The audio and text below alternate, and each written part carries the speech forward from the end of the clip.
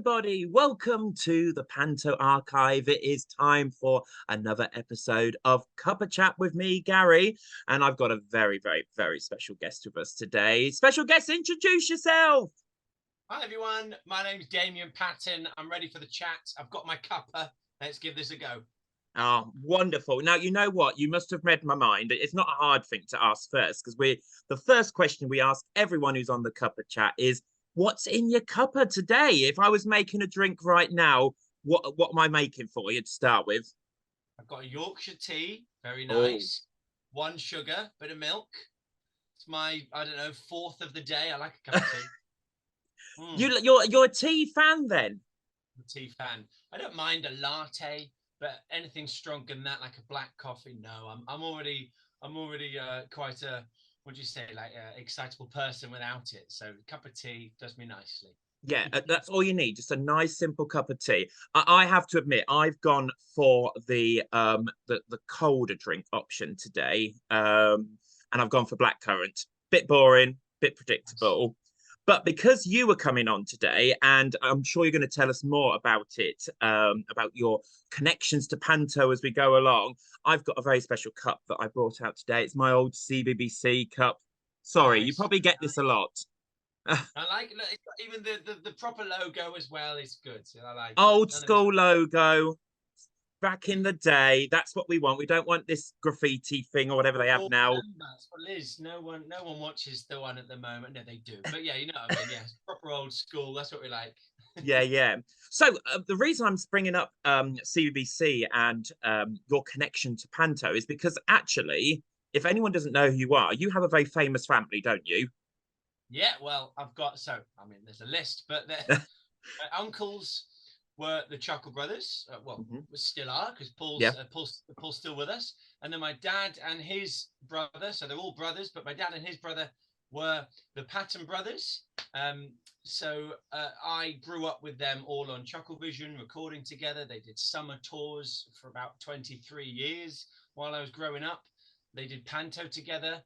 They all did Panto separately, but then they came together for a good few times to do a Christmas Chuckle or Aladdin, and they were the policemen, and the Chuckles were, the what other characters? They just lots I can tell you about, but you should all have heard of them.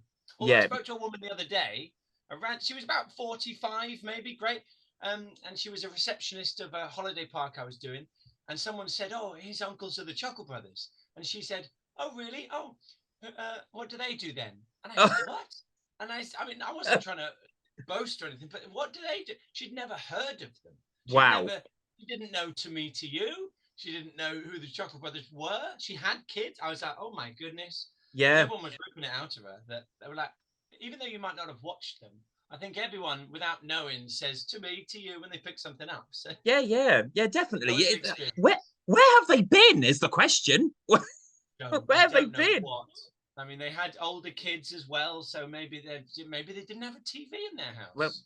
maybe not, maybe not. But there is so many of us that obviously did grow up with, as you say, your uncles and your dad as well. And actually, it wasn't until probably a little bit naive of me that I didn't know that everyone was related on that program. You obviously knew the Chuckle brothers were related because it was brothers, but you didn't necessarily know your dad and your other uncle were related as well. It's So Jimmy, it's because they had different second names, I guess. So you got the yeah, Chuckle brothers, Paul and Barry Elliott, or Chuckle in the industry, and then the Patton brothers were the other two that kept appearing on the show or were there with them. So there was Mr. No Slacking, which was Jimmy. mm-hmm. He kept going no slacking, and then my dad, who was Brian Patton, he kept saying get out of it. And Yeah. but all four of them are brothers. But you might not have known from watching the credits because it always says the Patton brothers, the Chuckle brothers. So Mm-hmm. Yeah, and you've taken on the name, haven't you, as such now, the patent side of the name into your acting career and especially in your panto side as well. Is it a lot of pressure taking on that name? Is it exciting? well, my granddad was Patton on my dad's side, and he was in the industry. He started out in the variety shows, and he was a whistler. And then the Patton brothers was Jimmy and my dad, and now obviously I've taken it on, and I've been professionally doing it for about 18 years. I'm on my 17th Panto this year. But it was just a natural thing. Of course, I was going to go in the industry, a natural thing to take on that name, because not only would people kind of know who I was and where I come from, it's also just a nice tradition to keep going and keep a pattern in the industry. So I didn't have any second glances of taking it. I just thought, right, that's the name. As long as it's available on Equity at the time where you register your name, it's not so much anymore. People don't tend to change them, but it's there. It's mine. Yeah, I mean, that's why I had to add the L to my name, because there was already a Gary Johnson, so I had to have the L into, as you say, Equity. They're not, maybe it's not such a big thing anymore, but how wonderful for you to be able to keep that tradition of your family going then, really, and still entertaining people these days. Yeah. I mean, lots of people go, don't go in the industry. There's not enough work. You might have to get a second or third job, but everything I do is entertaining. So I do the pantos, which is my most enjoyable thing. And as I said, I've done lots of them up and down the country. But then I also do my own show round anyone that wants me. So holiday parks and fun days and events and all that. And then when none of that's happening, I also can do kids' parties and walkabout circus skills and things like that. So it's all entertaining. Yeah. If there was more panto out, fantastic. I'd do that throughout the year, but there's nothing quite like a Christmas panto. That's the main, that's where panto is, isn't it? That's the main spectacular, the weather, it's not Christmas without it. It's not. No, it's not, and it's not. And I've been doing a little bit of research, so I hope that I've got it right on you. That your first panto was in 2008. Is that correct? 2000. I've just looked. I've got. He's looking. I've got two. No, I think it was 2007, but into 8. So close. 8, 9. Yeah, I'm sure of it. I've got that you did it with your dad and your brother to start with. Is that correct? Is that how you got into panto with them? My dad and his brother, yeah. So my dad and another uncle, Jimmy and Brian, they needed, it was Red Riding Hood in Bolton, and they needed a wolf. So it was my first experience of proper panto. I did the amateur side of it before that for years, but it just happened I knew the producer. And he said, we're looking for a wolf. We need a tall wolf. And I was quite tall at the time anyway. And I said, I'll give that a go. Fantastic. So it was great to work with my dad and uncle in it, because I'd watched them for so many years. But I wasn't really ever on stage with them all the time, because I was a kind of a bad character. You had your own little monologues, and I was all like a wolf, and I had a prosthetic nose and all this. I think Keith Harris made the mask I wore at the time, so it had light up eyes and it was fantastic. But oh wow, the next year from that, I got to work with my dad and uncle again over in Billingham, the Forum, and I wasn't an evil character then. I was more of a comedy. I was like an innkeeper and it was Goldilocks, so I played Daddy Bear as well, so a dual part. Oh, nice. Then I got to share lines with them and chase them off, and it was that was very, very much appreciative, because I'd grown up watching it. And then I thought during school, I might be able to do this as a living. And then wouldn't it be great to share the stage with my dad and uncle? And then I did. So it's the only 2 I've ever done with them, but it's fantastic to have that experience. Well, I was going to say, and then you went on to go on your own, really. Then you've been to Leicester, you've been all over the place, really, and now you're headlining places as well. Which, does it still feel a bit weird seeing yourself on the poster with your name up there? Is it like, is it a bit scary still?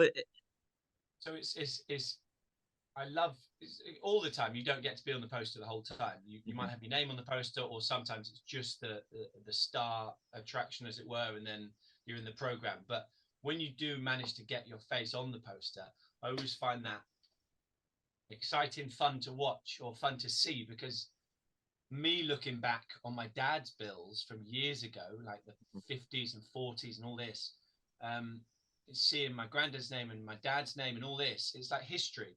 So you just think in another 80 years, someone might look up a panto and they see, or a family member might look up a panto and go, oh, look, he was in this panto and in this place at this time. And it's just, you're kind of part of history, seeing these bills, because the bills are going to be around forever. I mean, I know there's so many around now, more and more bills and more shows, but all it takes in the future is someone to look up your name, and there you go. Like you said, I think I was on one of the posters in Bolton, and a couple of newspapers as well. But even I start looking back now and I go, oh, that's funny. I remember that, and it takes you right back to where it is and that experience. So I do love it. It is funny when you one of my pantos, I was there ready to start on the day of rehearsals, hadn't met anyone yet. I went in a supermarket just to get a drink and something to eat, and there was a big poster just of my face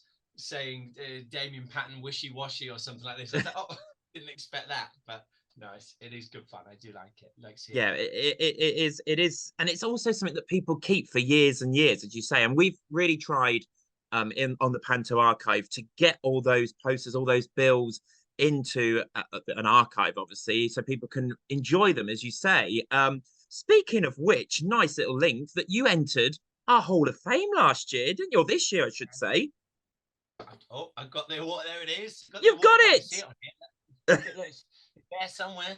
Yeah, very much appreciative. Thank you very much. I didn't expect it, because I was thinking, seeing all these Hall of Fame people. I know my dad and uncle.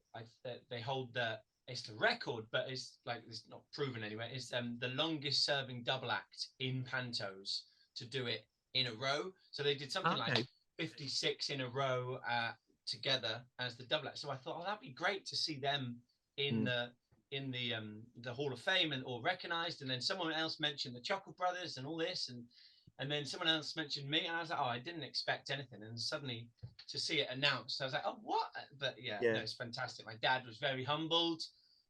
Paul's very pleased. I've managed to get a picture somewhere of my dad with the award as well. So all I've got to do is try and visit Paul now for him to bless. With it. We've got that photo of you with your dad on the page as well. And if you want to have a look on there, you just go onto the Hall of Fame and you can read the incredible career that you and your family have had. It's such a fascinating read and a look back in history, as you said earlier.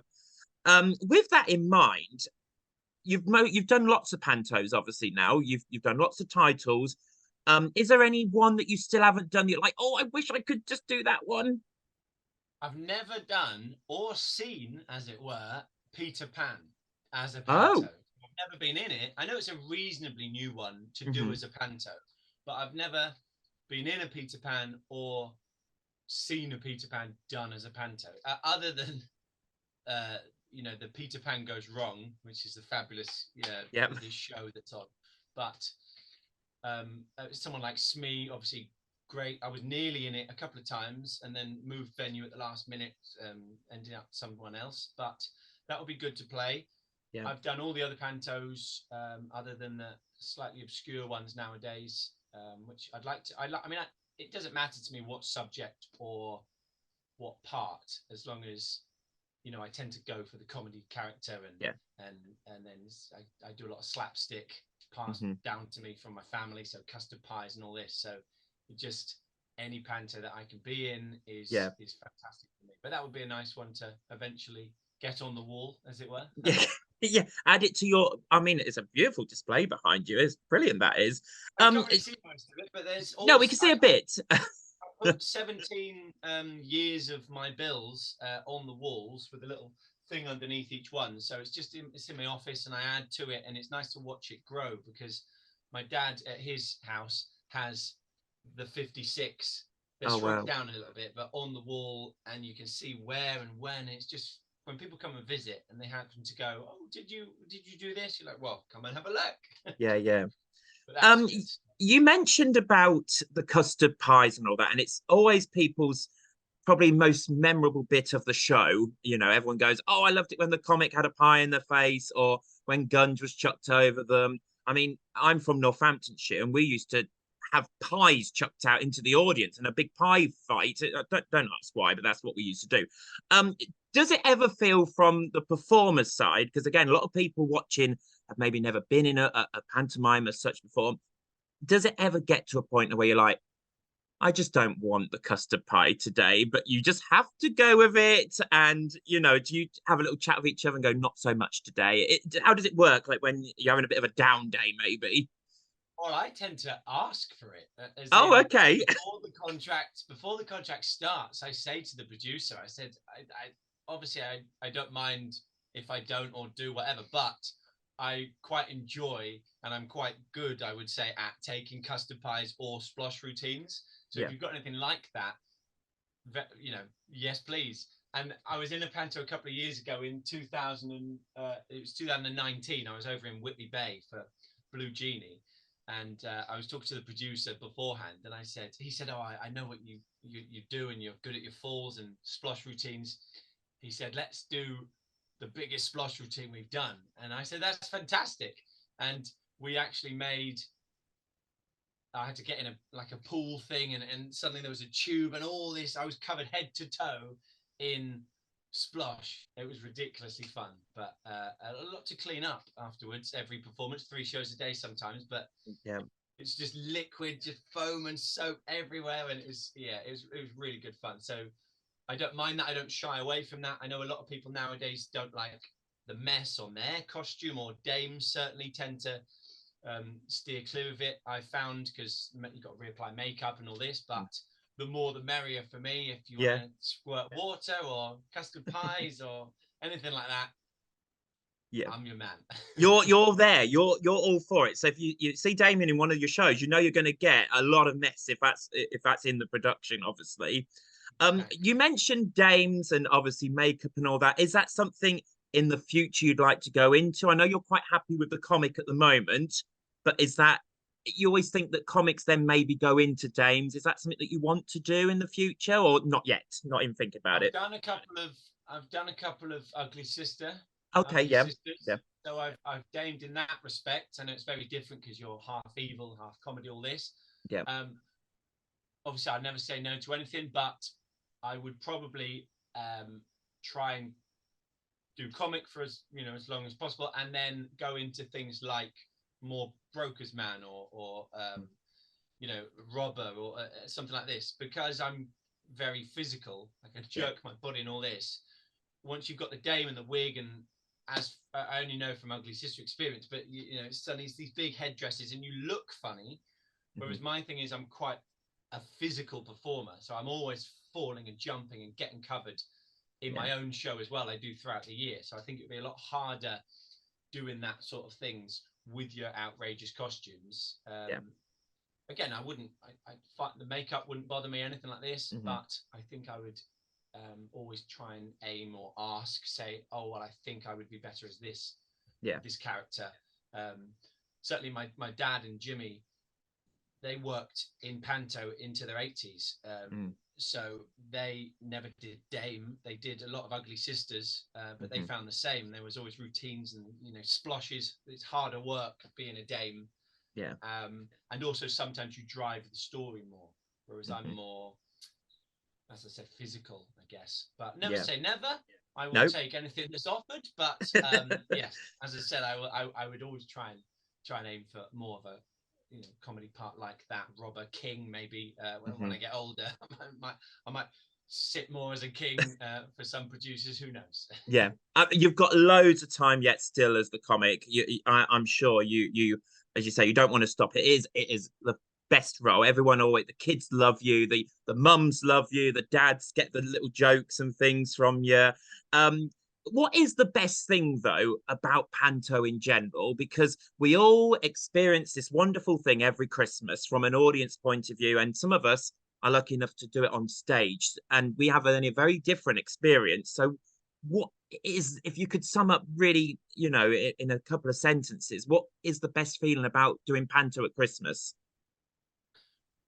Well, I think if you go and see a show in the year or a play, you're sat there, you enjoy the theatre, but you're just waiting for the show to start. You're all excited. There's not a lot of atmosphere in terms of build up and tension, all this. For me as a kid growing up, when you go and see a panto, and yes, my dad was in them, so I was excited in that respect. But you've got the music, you've got the people, you've got flash and wands, you've got the hustle and bustle and excitement of everyone taking their places, and it's always upbeat music. and then you've got this massive overture or intro. It's just so exciting to watch that sort of show, knowing you can shout out and join in and shout your lungs out at the ghost gag and laugh at the people falling off stage or getting custard pied, or the princess comes out. Everything about it is unlike any other show. That from watching it and being in it is the same excitement. So even though you might have been doing the show yourself 3 times a day and then 3 times the next day if you've got a hard run, or once and once the next day, whatever your run is, I always get slightly nervous just before I go on the first time, and as soon as you're on, it's fine. And all the people working with you, they're all there to have a good time. I wouldn't say an actor just goes, I'll do a panto because the money's there. I think everyone, yes, gets paid, but they're there because they enjoy it so much. And you can tell. That's why you don't really get a lot of people, you know, unhappy in panto, because yes, you're getting paid. Yes, it's Christmas. It's all exciting, but you love that role. You love that work so much. That's why I wouldn't ever not do a panto at Christmas. I've done 17 in a row. I'm going to do as many more as I can, try and catch up with, you know, my dad's 66 odd, but it's just not a season or a job I wouldn't do every single Christmas, even though you work sometimes Christmas, sometimes Boxing Day, sometimes New Year's Day. Doesn't matter to me. It's just that fun and excitement of Christmas. Your family can come along. It's just amazing. One final question, because I mean, I've got so much I want to talk to you, but we'll have to invite you back another time if that's all right. But one final question I want to ask you today is, if you could perform on stage in panto with anyone from past or present, who would it be and why? I've watched several times because my dad was in it and uncle with them was Ronnie Corbett. I got to see him do his thing a lot. So if I had to choose a cast, anything like that, I'd have Ronnie Corbett, I'd have myself, I'd have Patton Brothers, and just an abstract one as a villain or something like this. I would probably choose Hugh Jackman as maybe a villain or a prince, anything like that. That'd just be because I like him as a person, as singer, fantastic. All these superhero films, he comes across so nice. I think he'd do amazing in panto. But yeah, Ronnie Corbett, can't beat him. Fantastic. My dad, great to work with, watching him grow up. And a star other than Hugh Jackman. I think that would be ticket price is quite a lot, but I was going to say, I dread to think how much it's going to cost, but one performance only. Let's do it. Oh, well, thank you so much for speaking to us today. And if anyone wants to, and I'm sure lots of you will want to, look into your family's history and so on, you can go onto the Panto Archive website, go onto the Hall of Fame. We've got everything that has ever been done by this family on one page. And then it shows you both with the award at the end, which is wonderful. And we will continue. There it is. Look, there's the award. We will continue to watch you for years and years and years to come. I want to be having another chat with you when you hit that 56. Was it 56 mark your dad did? I mean, it's either 56 or 55, so I'm sure it's 56, but yeah, we'll go with that. Maybe 58. I need to look it up again. I tell you what, we'll say when you've done 60 then, just to be safe. And then we can have a chat and go, God, can you remember when we were only on 17 or whatever? We'll be on holograms by then, I should think. Yeah. Oh, Damian, thank you so much for speaking to us at Panto Archive. Thank you very much. Pleasure. Perfect. And we'll see all of you again very soon. Thanks, everyone.